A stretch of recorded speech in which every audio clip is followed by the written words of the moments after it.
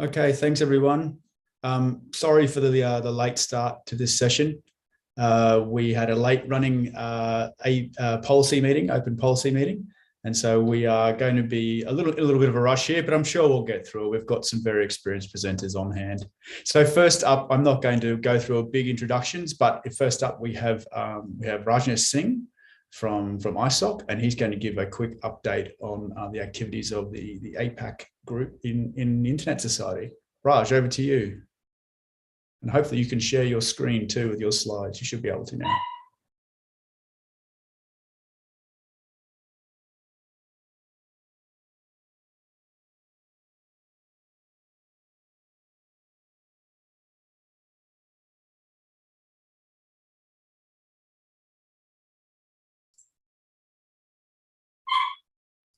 I'm seeing a split screen there. Raj, can you hear us? That's better. Right, sorry about that. Can you, I take it you can see my screen because I can't see my own screen. So yes, no, we can see it now. We can see it. Thank you. All right, good one. Thank you. Thanks, Tony, and hello, everyone. Good to see you all here. My congratulations again to APNIC and the APRICOT team, of course, for putting together yet another virtual event due to the pandemic, obviously. And it's great, even though we're not able to meet physically, obviously, we're still able to engage with each other, which is all very nice. And of course, ISOC is happy to support APRICOT as we have been for a very long time now. And we are happy to see it continue evolving and growing. Look, I won't go through all the ISOC stuff. I'm sure everyone knows ISOC here. If not, the slides are on the conference website. Please have a look from there. I'll just focus on what we are doing this year in terms of the work we have, and also keeping in mind the time constraints. I will skip through a lot of the slides. Our work continues to be organized around three things: making the internet stronger, growing the internet, and empowering people. So quite a few of the things that we do in growing the internet in that portfolio, I think you've all probably heard of in the past, things like peering infrastructure, working with the technical community, NOGs, and so on. I will just touch on something new that we're doing this year, which is in and around low Earth orbit satellites, which you'll see at the bottom of the screen there. Obviously, LEOs are all the rage in many discussions these days, yet we still have, I think, a few challenges that we have with those, including regulatory challenges, for example. So what we are going to be trying to do this year is to have a look at what the landscape is with LEOs, how they can be used to bridge the digital divide, as it were, as well to provide access to underserved areas, as well as other applications, for example, during times of disaster, as we saw recently in Tonga, where there's been an offer to assist there as well. So look out for that towards the end of this year, when we'll have some reports on what other sort of considerations policymakers as well as operators and the technical community would need to keep in mind when we start playing a bit more with these low Earth orbit satellites. Moving on to the strengthening the internet portfolio. Again, you've heard of our work about extending encryption. Of course, Mandris and parts of my colleagues as well as others in the community have been quite active with Mandris and routing security, so I won't cover all that. I will just very quickly cover one new thing that we are addressing this year, which is the issue of digital sovereignty. Now, it's a term that's used, I think, in many different ways. Everyone seems to have their own interpretation of it. So what we are going to be trying to do is to give it a bit of structure in terms of looking at what people are saying, how they're interpreting what digital sovereignty is, and indeed what the implications are for how the internet works and the infrastructure around it. So that will again be hopefully quite an interesting piece of work, and we hope to complete that towards the end of this year. So again, please keep a watch out for that, and you may, of course, also want to contribute to some of those discussions through the various groups that we have. Empowering people to take action. So this is, things like our chapters, for instance, our organization members. If your organization is not an organization member, I'd invite you to join us so you can support our work, but as well the continued development of the internet around the world. We have a bunch of special interest groups in that orange box at the bottom of your screen there. And we also have some standing groups which cover accessibility, gender, and youth. So if any of those things, the other special interest groups are Internet for Education, Online Safety, Internet of Things, Affordable Internet Access, and Cybersecurity. So if you're interested in those, please consider joining those special interest groups and contributing to that work. We also have a bunch of fellowship and career development programs. You may have heard of our early career fellowship last year. This year, we'll also be launching a mid-career fellowship for people who are a bit more advanced in their careers to see how they can be a change maker for the internet and indeed be part of the next generation that'll help the internet to reach new frontiers. We also have our e-learning program. There's a whole bunch of new courses that we've put online. We've updated some courses, so please do have a look. If you're a member, an individual member of the Internet Society, those are available free to you. And of course, it's free to join the Internet Society, so we can't make it any cheaper. So please consider doing some of those courses if of interest. There are some technical courses there as well as policy and internet governance related courses. This, I think, is my second last slide. Taking into account the sort of audience we'd have here today, I thought I'd just bring up a few things that may be of interest to you or your networks or your communities. The Manders Fellows application opened up earlier this week, and it runs up till the 18th of March. So if you know of someone who would be interested in this, or someone who would like to contribute to the writing security community, please encourage them to apply for that. There's a stipend that goes with it, so there's a whole bunch of benefits around that, and I think it's a very well-structured program. So please consider circulating that within your networks. My colleague Aftab came up with the Manders Community Report. It was an interesting year last year, and obviously it's going to be as interesting this year as well. The report looks at some of the new changes and new directions that we'll be heading into with the Manders work. So please have a read through that. The Internet Society Pulse site is where we curate a whole bunch of data from trusted sources around the world. It covers things like shutdowns, but as well as technologies like IPv6 deployment, DNSSEC deployment, and so on. There's also a resilience function, and this year recently we've also added centralization into the things that we cover. So please do consider having a look through that. There's some great insights that you can get out of that. You may want to use some of the data or insights in your own presentations or work within your own organizations, or when you're talking to others, of course, about the work that your organization does. Internet impact briefs, we all know that, be it technically or regulatory changes can have an impact in how the internet works, particularly from an infrastructure perspective. So we've got this toolkit that's out there where you can use that to come up with internet impact briefs. We also have a couple of case studies in and around that from this region in particular. In fact, we had one very recently on the Cambodian National Internet Gateway that's come to life recently, and looking at the implications of what that means for the wider internet. All those are available on the website, but of course the toolkit itself is there. So if you have an issue that you want to look into as to how it would affect the internet, please consider using those briefs and reach out to us if we can assist with that. And last but not least, last year we did an interesting study on CCTLDs, but from the lens of an IXP. Interestingly enough, that study found that quite a few, in fact, one of the largest countries in this region has barely 25% of content hosted within country. So there's a large of, the majority of content is hosted offshore. Obviously, that has implications for interconnection, for latency, and for the user experience. So, all of us, I think, in the wider internet technical community are expending a lot of efforts in things like peering and interconnection and internet exchange points. But when the content itself for the country is hosted outside the country, it doesn't really help the case all that much. So please do have a look at the report. I think it's got some very interesting insights and takeaways, and of course, some action items for a number of countries in the region to address. Last slide. I mentioned about joining us as an individual member. You can also join a chapter near you. Please consider joining us as an organization member so you can engage with your peers from this region, but as well around the world. I already mentioned about our learning program. We also have the Internet Society Foundation, which gives out a number of grants in various areas. If you are interested, if you think someone could benefit from those grants, please point them to the Internet Society Foundation website. All the details are there, and there's a continuous cycle that we run through to give out those grants.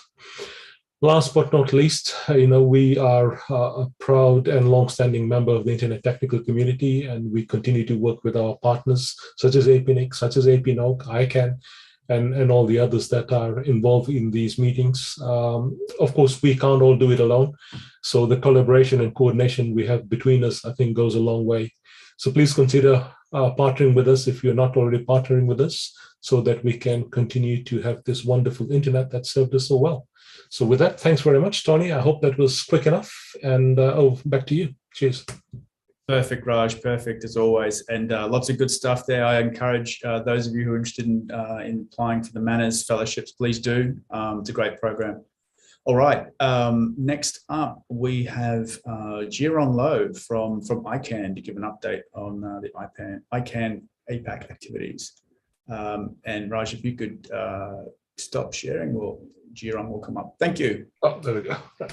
Thanks very much. Thank you. Thanks, everyone. So I'm Jirong. I'm based in Singapore and look after the Icann Asia Pacific office. I'll keep mine really short just to highlight a few key events. Everyone just pencil that into your calendar. That would be great. So the first one is we're doing our inaugural APAC DNS forum. The dates are from 30th March to 1st of April. It's going to be a virtual event, but we are co-hosting it with MyNIC. And all the details are on the website, apacdnsforum.my. We've been running a bunch of lead-up webinars every month. The last one will be this Friday, and it's titled The Future of the DNS. And we got Jeff Houston, who's going to join us as a speaker together with RJ Data. And some of the questions I'm going to ask him, I heard, Tony, you already covered them earlier at the questions for 2022. But for those who didn't really catch everything that the speakers were saying, the whole intention of this Friday's webinar is a simplified version to kind of lay the groundwork for you to understand some of the basics first, before we have a deeper dive into the similar discussion at the actual forum. So if you're still hungry and thirsty for what was discussed at the earlier session today, join us again for this Friday. The next other event, key event for our region, will be Icann 75. This is going to be slated in Kuala Lumpur, Malaysia. The dates are planned for 17 to 22nd September, right after the APNIC meeting. So we are working towards having this meeting face-to-face, barring any new variant or anything else. But I think most of us are kind of done with COVID. We are working towards being able to gather face-to-face in Kuala Lumpur. So assuming travel opens up for all of us, we do hope to see you there. So pencil your dates in. And I know that it's still to be confirmed, but the APNIC meeting is also exploring to be held in Singapore. So if it happens in Singapore, what every one of us can do is we come to Singapore first. I'll see you guys here because my office is here. Then we can all make a short hop to Kuala Lumpur. So looking forward to that. Now, just very quickly for next week, we are having our Icann 73 meeting. There are some topics of interest you might want to join. So we're having a couple of plenary sessions. One of them is on the Global Public Interest Framework. Another one continuing on DNS abuse. But we're having a first discussion forum on geopolitical, legislative, and regulatory developments. So just check out Icann 73, then register, and you can just join the particular session. I have just one additional slide. the Icann nominating committee or NomCom, they're looking to fill various positions, leadership positions in Icann, including board positions. The deadline is 11th of March, so we're pretty close to the deadline. But if you are interested and looking for more ways to contribute to the internet infrastructure, to the DNS, to Icann, do check it out. I've posted a link in the slide. I will share this in the chat later. Our NomCom delegate for this year, Pam Little, we recorded a short video of her talking about the various roles and how you can apply. So you can check that out as well. So that's it, a few key messages on key events and what to look out for until we see each other again very soon. Thank you. Thank you, Jerong. And yes, I do hope we get to see each other in the region soon. Great news that there's going to be an Icann meeting in the APAC region again. Hopefully, it'll be a chance for everybody to get out and travel again and catch up with people there. Thank you. All right. We are now moving along in the agenda.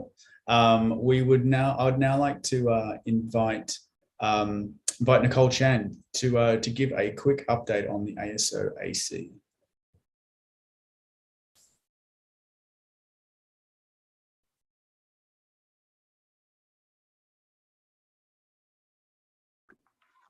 Hello, everyone. Can you hear me?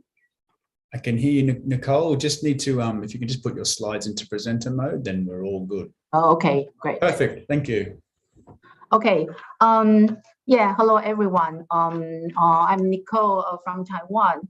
Yeah. On behalf of AC members from APNIC, including Shaban and Dima, I'm going to use a very short time to give the ASO AC update today. Okay. As the coordinating body for the RIRs, the NRO plays and fulfills the role of the ASO. So you can see right now there are 15 members, 3 from each regions, 2 elected and 1 appointed by the RIR board, organized form the the ASO, and the term different for every RIR.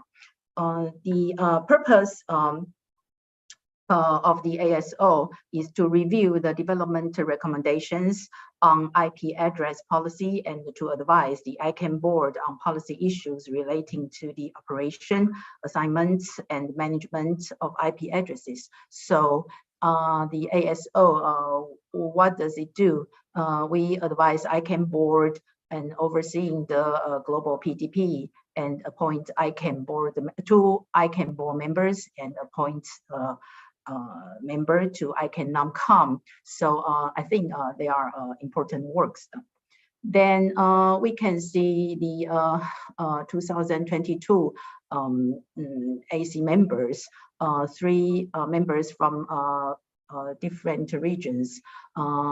I'm not going to the details, but I want to introduce the chair, Kevin from ARIN, and the 2 vice chairs, Mike from APRICOT and Hervé from REP NCC. Then global policy development. The ASO AC members follow the respective RIR's policy forum for any proposed global policy. And the 2021 policy proposal facilitator team, PPFT, one representative from each regions, you can see from the slide. Then ASO AC transparency. The annual face-to-face meeting open to observers, except for discussion related to Icann board elections. Right now, still postponed till further notice. Yeah, we are looking forward to have the face-to-face meeting. I think in the 2nd or 3rd the quarter. Yeah. Then new AC discussed the mailing archive has open public records. You can see you can check from the website on the slide. Then ASO/AC monthly teleconference open to the observers.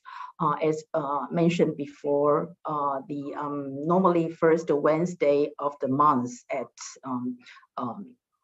the 12 UTC, we have a monthly meeting. It's open to the observers. Then you can also check the 2022 meeting calendar from the website. Then right now, ASO/AC current appointments.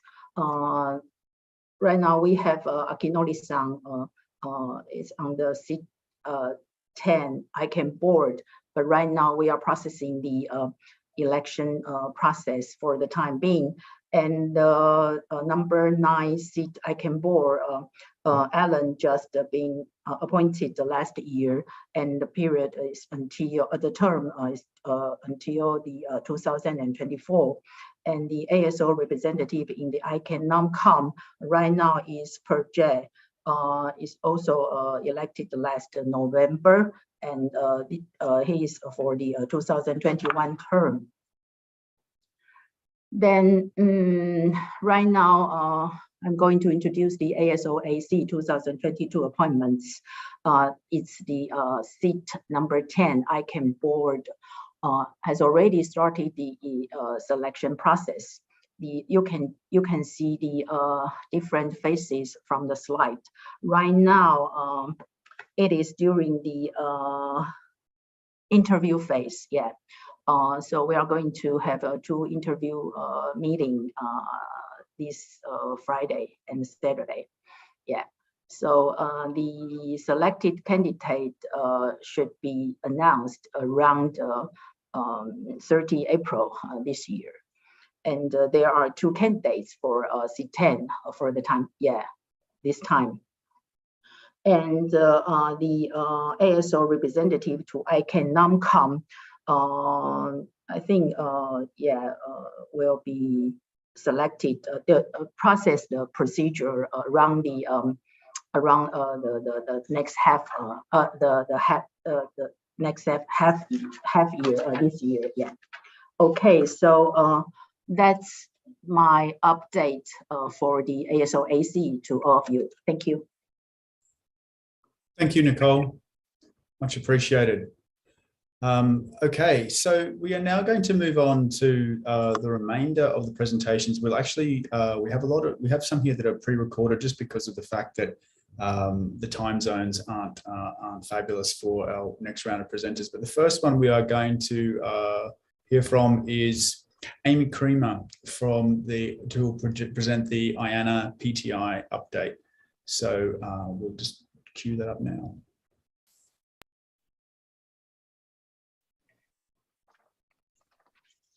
Hi, my name is Selena Harrington. I'm an IANA specialist, and I'm going to present a brief update on our activities over the past year or so. There are just a few items on the agenda today. I'm going to start with a couple of team updates and then go over our audits, our customer service surveys, performance reports, and the root zone KSK ceremonies.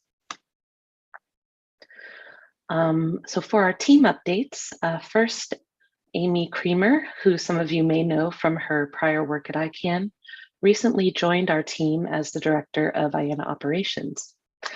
She succeeds Naila Saras and leads the team of specialists that deliver the IANA services, including number resources. I also want to highlight an open position that we currently have on our team.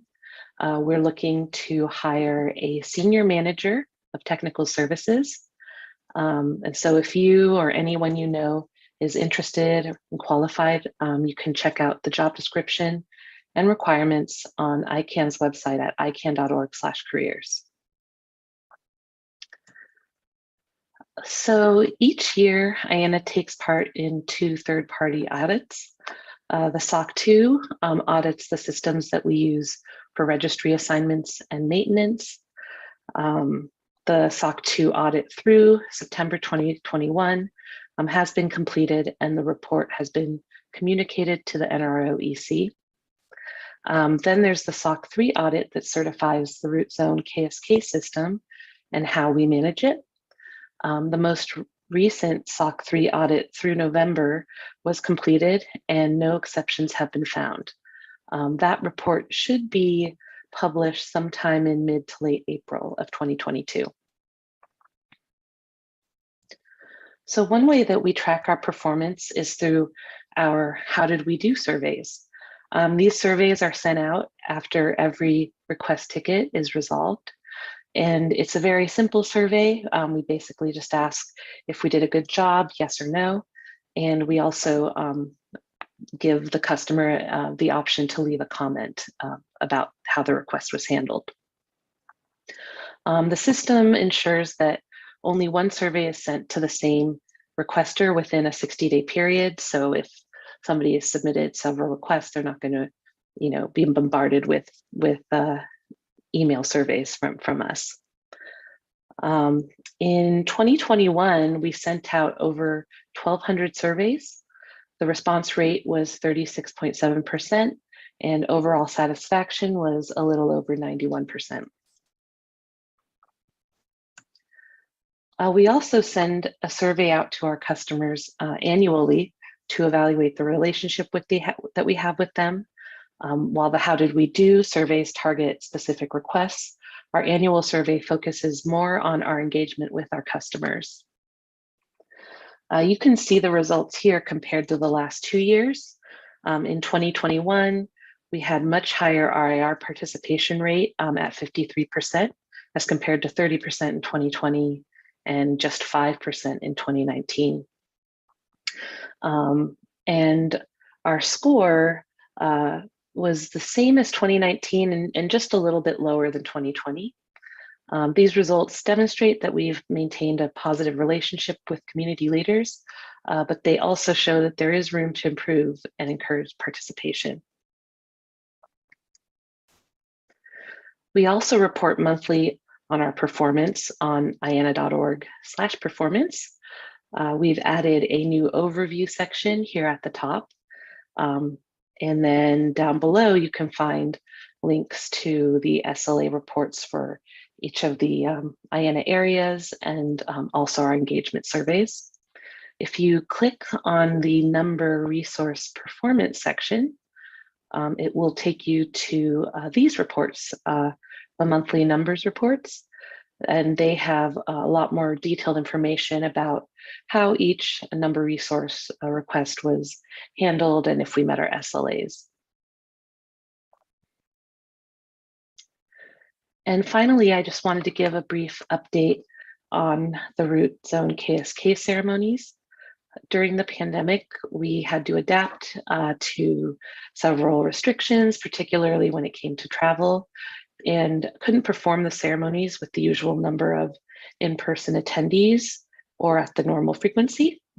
Luckily, we've been able to resume performing them every 3 months, and we were able to have trusted community representatives attend the ceremony last fall. At our most recent ceremony earlier this month, we did have to revert to virtual attendance, but we're hoping that folks will be able to attend the one that's upcoming in May. And that's all I have today. Thank you for your time. If you have any questions, feel free to send us an email at iana@iana.org. Thank you.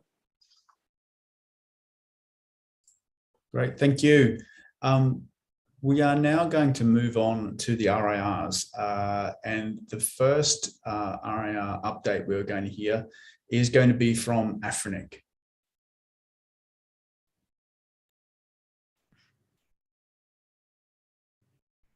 Good day and welcome to this session.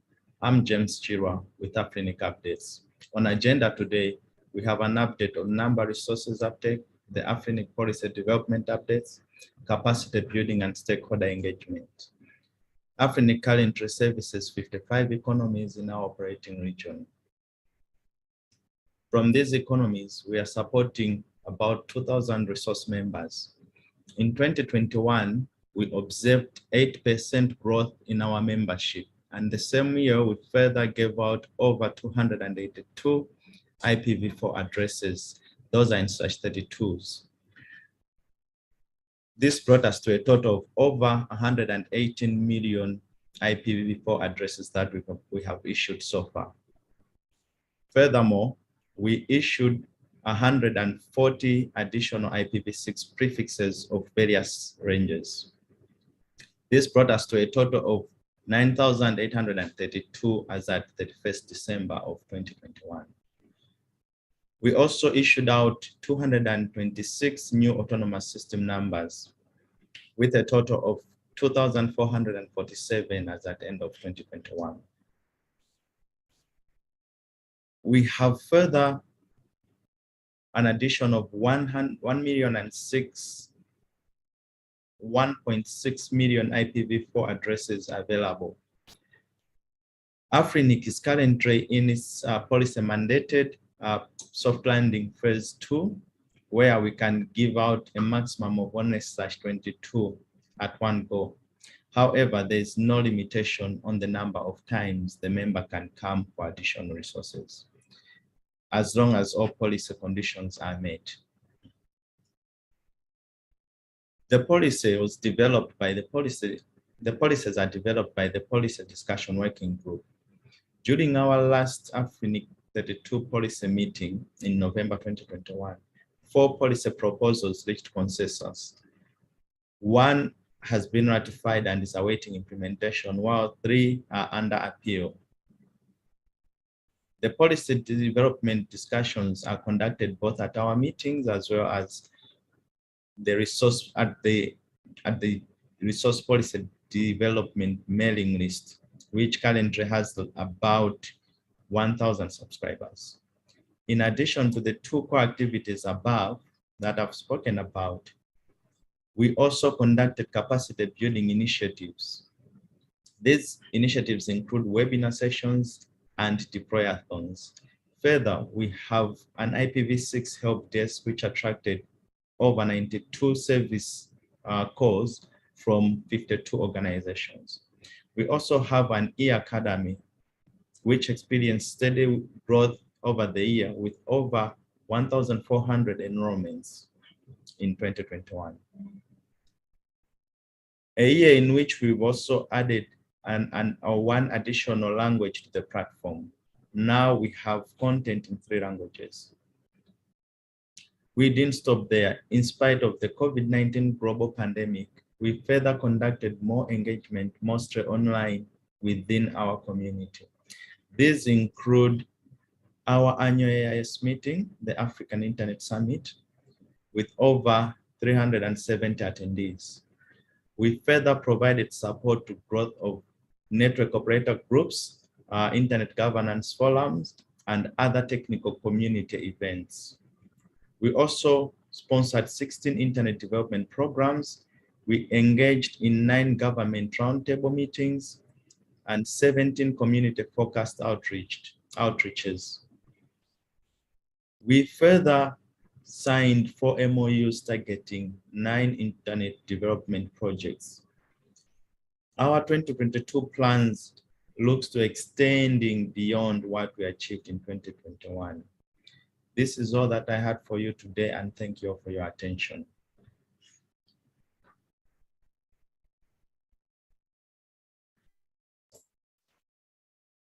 Thank you. Now we're moving on to the Arran region, and we're going to hear from Richard Jimerson from Arran.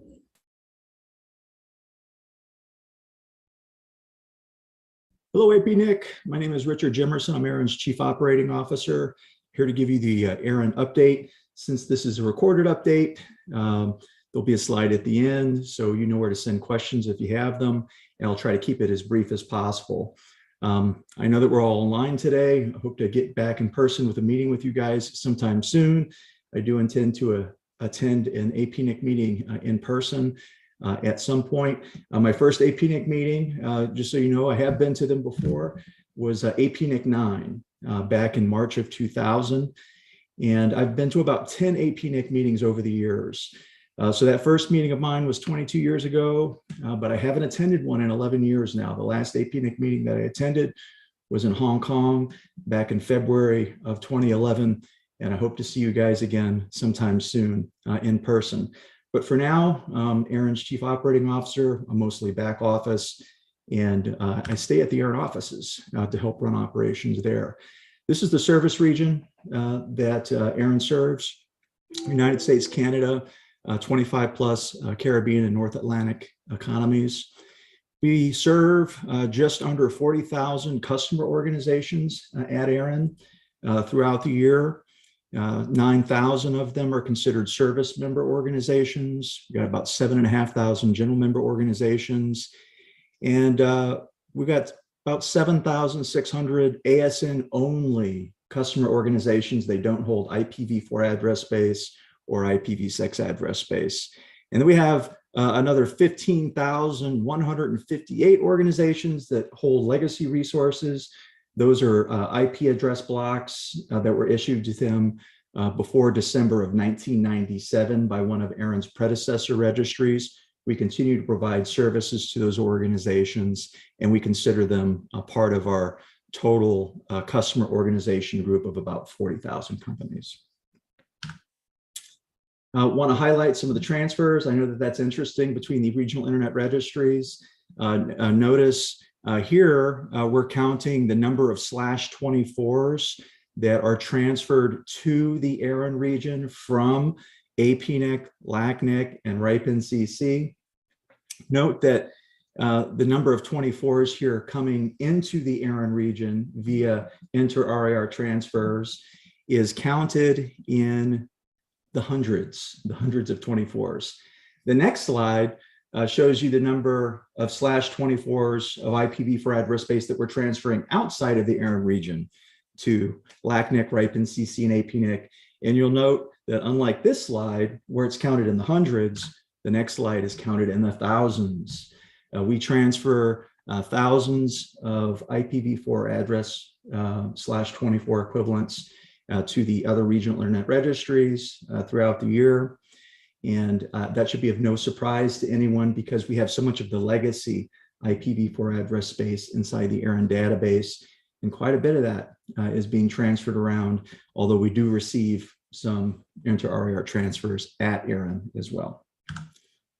Some recently updated adopted policies inside the Aaron region, because I know you guys are talking about policies there at the APNIC meeting this week. We just did some cleanup of one of the sections of our number resource policy manual. We made some clarifications to ASN policy in our policy manual. And also there was a policy ratified for special use of IPv4 address space out of scope for purposes of determining waitlist eligibility. We have a waitlist for IPv4 address space. Anytime we receive some space back as the registry for various different reasons, people still do return it to the registry. What we'll do is we'll take that and we'll satisfy requests that are on a waiting list that have been submitted to us. And so this policy talks a bit about that and makes some refinements there.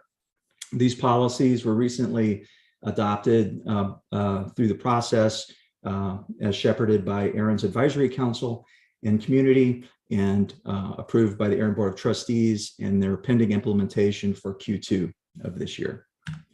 Some of the policy discussions that we do currently have active that have not resulted in a ratified policy yet that might through the process or allowance for IPv4 allocation swap transactions. You're free to go to the Aaron website and look under our policy section to see what that's about.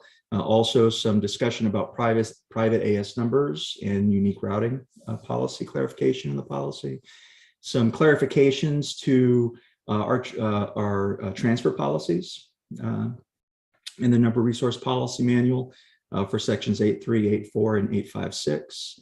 And also update ISP and end user references for fee schedule change that we had at Aaron here recently that I'll talk about in another slide here in a moment. Also, some changes potentially to how we use abuse contacts at Aaron, and then deprecation. Someone has asked that through the policy process that there be we deprecate the autonomous system originations field in our database.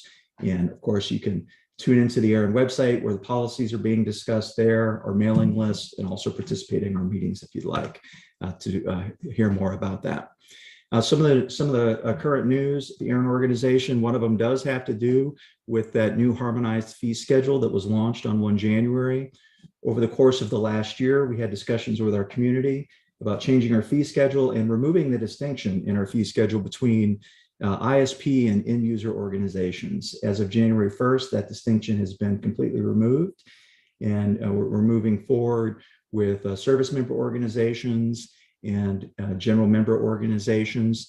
And there's more in our documentation there if you'd like to hear more about the difference between those. Some other news is we're deprecating or we're closing our old routing registry. APRICOT currently runs 2 routing registries. One's an authenticated registry that is integrated with the APRICOT registration system. That's not going anywhere. We just launched that in the last few years, and that has become very popular. But we have a non-auth routing registry that we've been running for a very long time. And we had a consultation with our community in previous years about the closure of that non-auth routing registry. And through the completion of a consultation last year, we wanted to close the registry last year. The community asked for a little bit more time, and we listened to that. But in any case, the retirement date for that now is the 31st of March, and that's going to be closed down.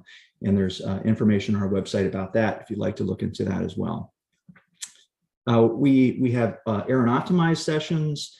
We have an onboarding experience for new members, for new customers of APRICOT. We hold that quarterly. We did that in 2021, and we're going to continue to do that going forward. And of course, all of that is going on online during the pandemic. We have a growing library of on-demand webinars for topics like RBKI, routing registry, V6 planning, but so much more. We're continuing to build an online library of training and education. We have new in the last year. The regional internet registries are all very security focused, but we're going much heavier into a security focus inside the APRICOT organization than we had in the past through a hiring of a vice president of information security that's now been on board for about 6 months. And we're working towards our SOC 2 Type 1 certifications, SOC 2 Type 2 certifications, and other types of certifications and practices analyses inside the organization to tighten things down even more in terms of the security of the transactions that you have with the APRICOT registry.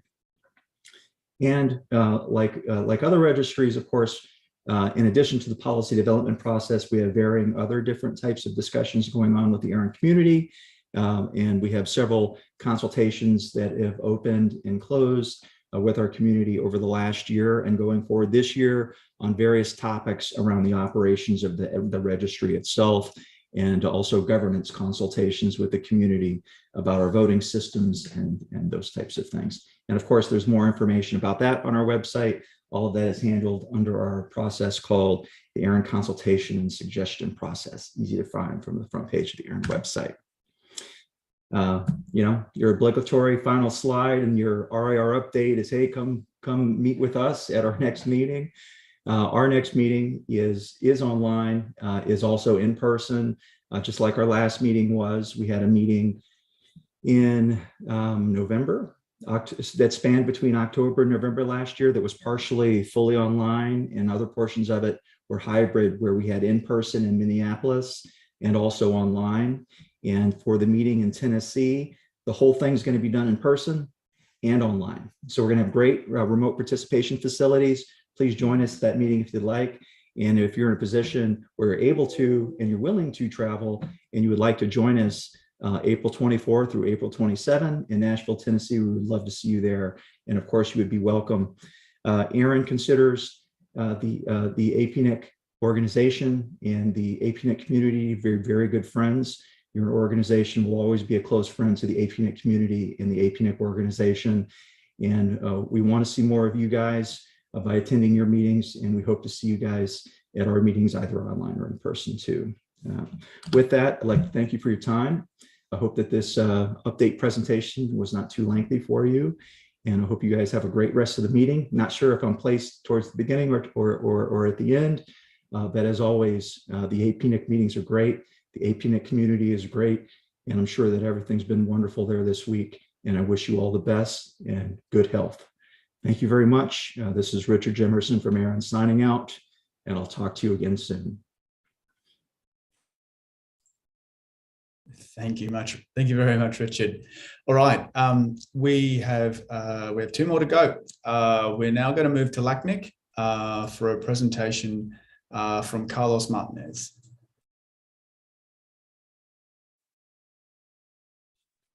Hello, everybody at APNIC 53 and APRICOT 2022.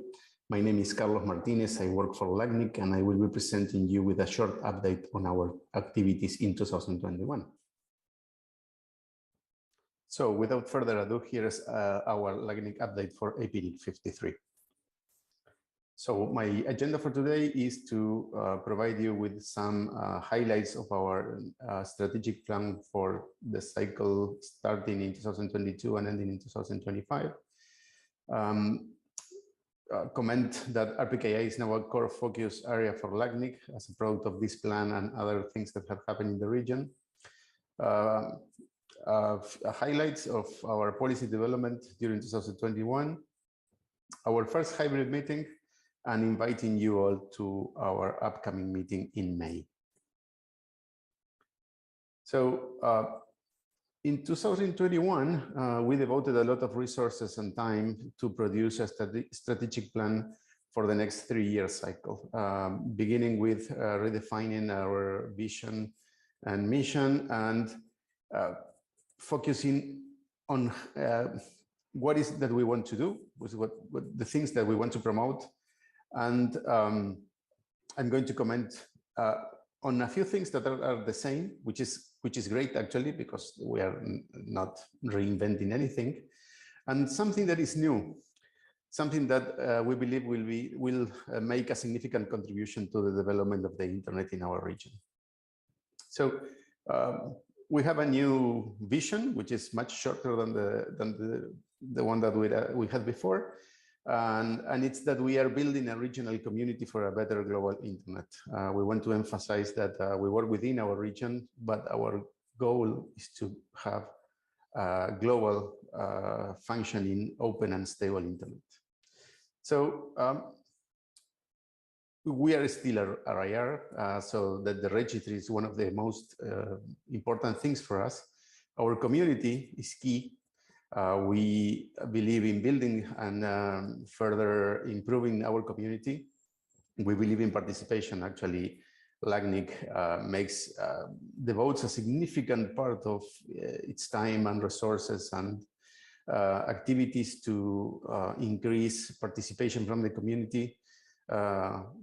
We are a technology organization in a way, so we are helping in different aspects of technologies related to the internet. We believe in an open, stable internet, and we have added for this cycle something that we believe in our region is very needed, which is supporting applied research, obviously in what has to do with the internet. Sadly, I won't be able to have my particle accelerator, so that kind of applied research is not directly applicable to us. But I'm pretty sure that we are going to create some cool things in this area. So the idea of this new pillar of applied research is to support the capacity building in the region through research. Some of that will be done in-house, but we expect to do the most of this work in collaboration with other partners. That's the part of strengthening the community and the part of participation as well. Related to this, we have a new project that we call Technology, Tools and Products. We want to create things that address some of the needs of our community. And one of the examples, but certainly not the only one, is our 4th RPKI validator that we developed in collaboration with NIC Mexico. We have some things that can be considered tools and products today, but the idea is also to explore what our community needs and what we can create in order to help them meet their needs. RPKI, as I mentioned, is now a core focus area. RPKI has always been important for Lightning and for all the RIRs, the Lightning region has always shown a strong interest in deploying RPKI. But during the last year, and this graph that I'm showing here doesn't even cover a full year, it's around 10 months or something like that. Interest in deploying RPKI has exploded during the past year, and the BRP count has grown like 80% in 1 year. As you can see in this graph, the count of BRPs or prefix, you can imagine the mass prefixes contained in ROAS has grown by 80% in less than 1 year. Not only our efforts will be applied to RPKI core, but also, as I mentioned before, to the fourth validator as well. In terms of policy development, what has our community passed or discussed during 2021? 2021, even that most of our activities during the year were online, and there's definitely a saturation in people's minds regarding Zoom sessions and whatnot. 2021 was a very active year for Lightning's PDP. Over 10 proposals were presented and discussed. And the ones that I think are worth mentioning or may be of interest to you are the RPKI AS0 policy that was implemented during 2021. This policy calls for resources that are not assigned to be covered by a ROA with origin AS0. We made the decision that since the semantic of an SA0 is different from a normal semantic, instead of basically a permitting something is a denying something, we published this AS0 ROA on a different separate trust anchor that you can download from Lightning's website and install it in your validators if you think it can be useful to you. We also implemented a policy that has to do with abuse contact validation. The policy indicates that the abuse contacts should be a mailbox that is actively monitored. So we design a process in order for the different prefixes to be to make sure that they are monitoring this mailbox. You can see the evolution of the non-verified in blue versus the verified abuse contacts in red. Lightning meetings during 2021. What was a meeting exactly? It's been a long time. Actually, it's a shame that I cannot be there with you in an in-person meeting. Lightning 35 in May 2021 was held fully online via Zoom. And Lightning 36, which was an interesting experiment, was held here in Montevideo, but it was a hybrid meeting with the idea that online participants are first-class participants and they should have the same opportunities for participation as the in-person participants. So we held it here in Montevideo, like about a couple of kilometers from the office, in a site that has been actually prepared for hybrid meetings. We also implemented the idea of having remote hubs, because since hybrid participation and online participation is first class, why not having multiple sites? So we experimented with this idea, and we had a remote hub in Argentina as well. You can see a few pictures there. The first one up on the left is how the room was seen by the participants. You can see the control station, and you can see the stage actually. And what you can see in the stage there is actually a presentation that is being done in person in the remote hub. This is a panel. We did a couple of panels with, for example, some panelists on site in Montevideo and some panelists online, which it works surprisingly well. And actually, the experience that can be had is it's interesting. It's a different thing. It's a completely different thing. So our upcoming meeting, we plan to hold LACNIC 37 in May 2022 in Cali, Colombia. It's going to be a hybrid meeting. We plan to actually expand on the hybrid activities that we did during LACNIC 36 in Montevideo. And I certainly hope that at least some of you can join us there. Hopefully this, we are seeing the last of the pandemic, cross fingers, and some of you will be able to join us in Cali. So thank you very much. Sadly, when this is being presented, it's going to be very, very early in the morning for me, but please feel free to contact me at my email, carlos@lacnic.net. Thank you very much. Bye-bye. Thank you, Carlos. Okay, I know we're running a little bit over time.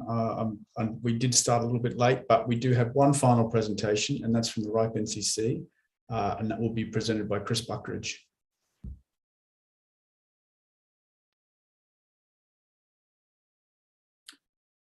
Okay, thank you very much. My name is Chris Buckridge. I'm actually an advisor to the RIPE NCC Managing Director on Global Strategic Engagement. I'm not Hans-Peter Holen, but I'm here today to give a quick update on the RIPE NCC and what's been happening at our registry in the last few months.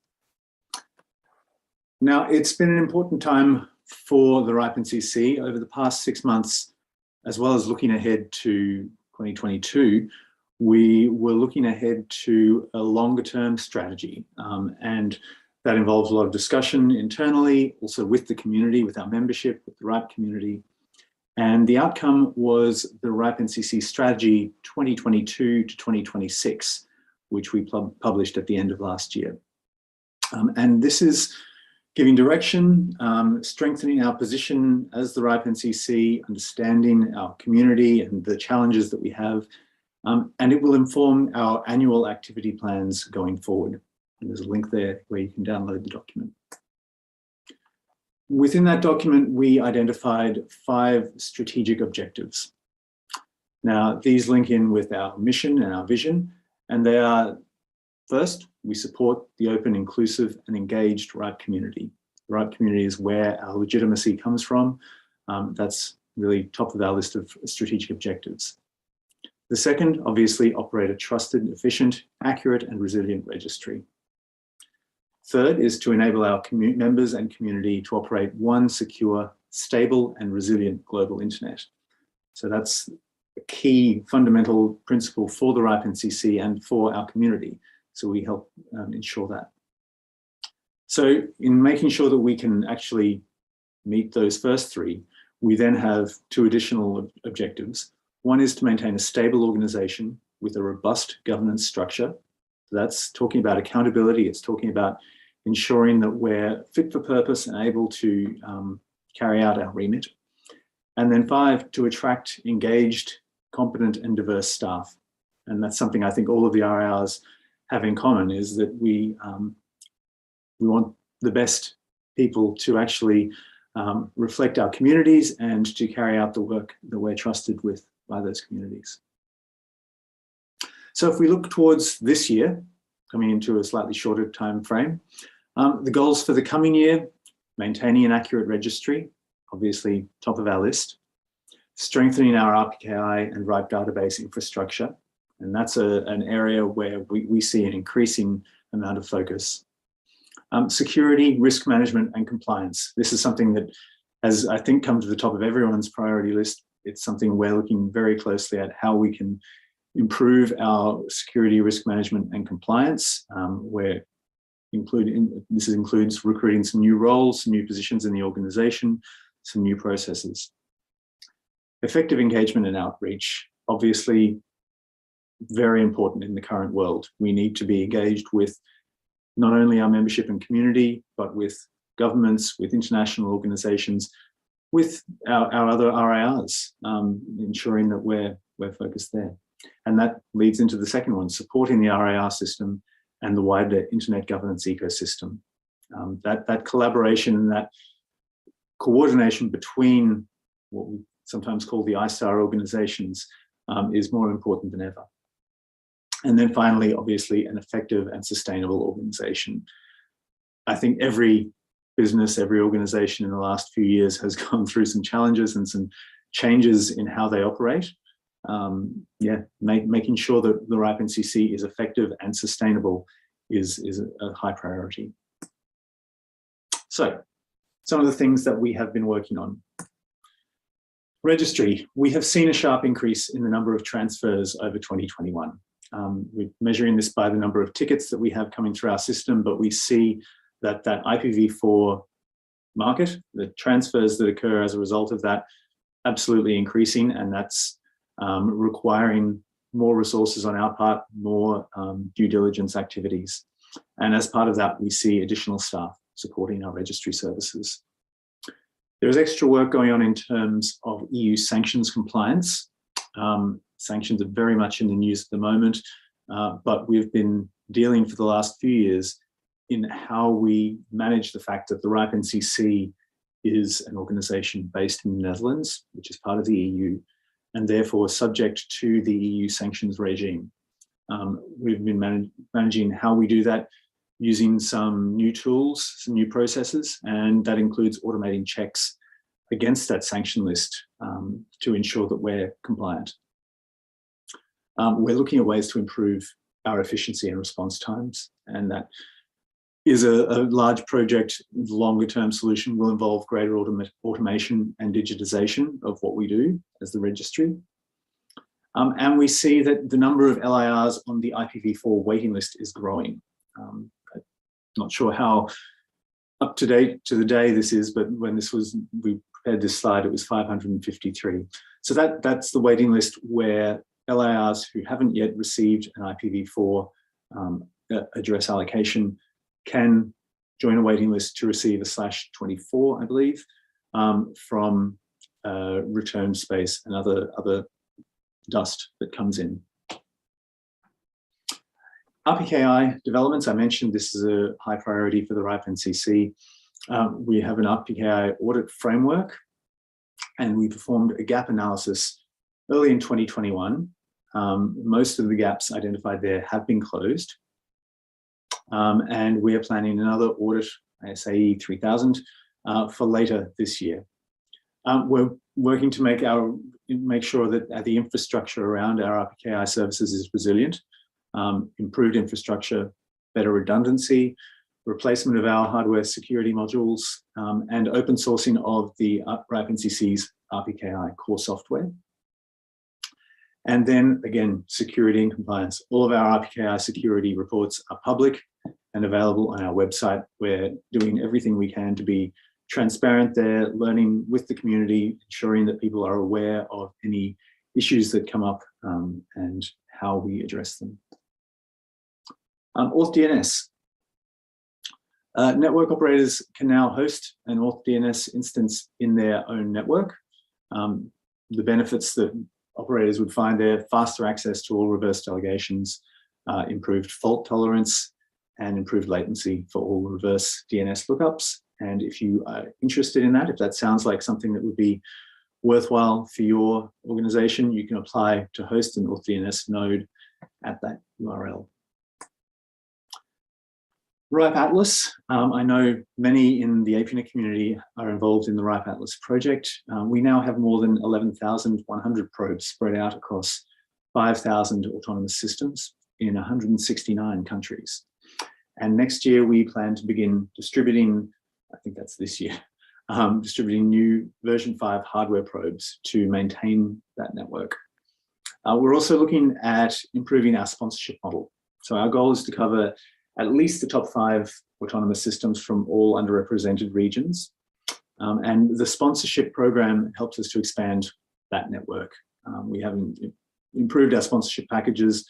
We've included more benefits, exposure opportunities, incentives. Have a look at the URL if that sounds something like that you would be interested in. E-learning, like APNIC and like a number of the other RIRs where we've spent a lot of resources and time focused on our e-learning platforms and our certification program, RIPE NCC certified professionals in the last 2 years. We now have an IPv6 security expert exam live. The RIPE NCC Academy also has new content. There's a few there. And yeah, we're looking at e-learning remaining an important part of our training program, even after this COVID-19 recedes and we start going back to the face-to-face courses that we've always done. And finally, one thing that I think is useful to note here is that we have increased our support for different languages here. We're working on a translation wiki, and the URL is there. We've had to prioritize, and we've based that prioritization on the feedback we've received from our community and also from our engagement through registration services. The languages that we're focused on are Turkish, Farsi, Spanish, Italian, Russian, and Arabic. And the focus really is on very practical information. So that's making sure that our members are able to get the practical information they need to work with us in very short order. But this is still a work in progress, and there is definitely more to come. So with that, I'll say thank you and leave you. The contact details here are obviously for Hans Petter, but if you have a more generic question, please feel free to tweet it at the RIPE NCC account, and I'm sure we'll get back to you. Thank you very much. Thanks very much, Chris. And thank you all for attending this session. I know we've gone a little bit longer than we initially planned. That's all for global reports for APRICOT. We will see you again soon. Don't forget, tomorrow we have the APNIC annual general meeting, and hopefully we'll get to see you all then. Thanks very much and have a good conference.